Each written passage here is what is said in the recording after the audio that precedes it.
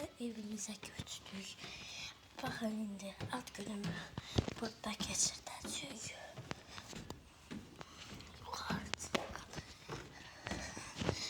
Bakın dostlar.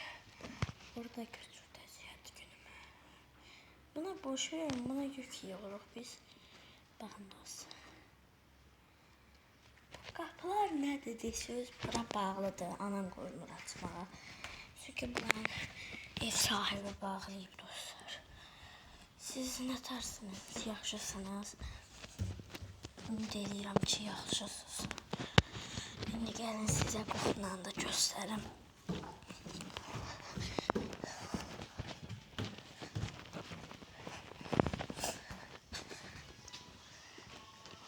Baxın qoxuna.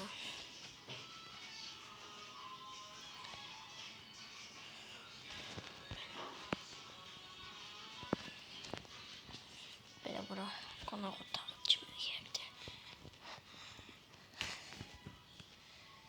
Burada biz axşam film izlədik. Görə burada oturmalıq.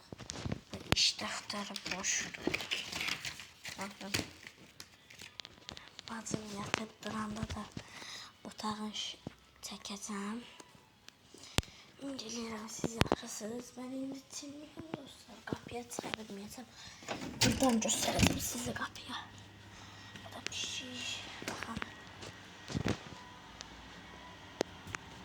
Baxın dostlar, belə qapısı.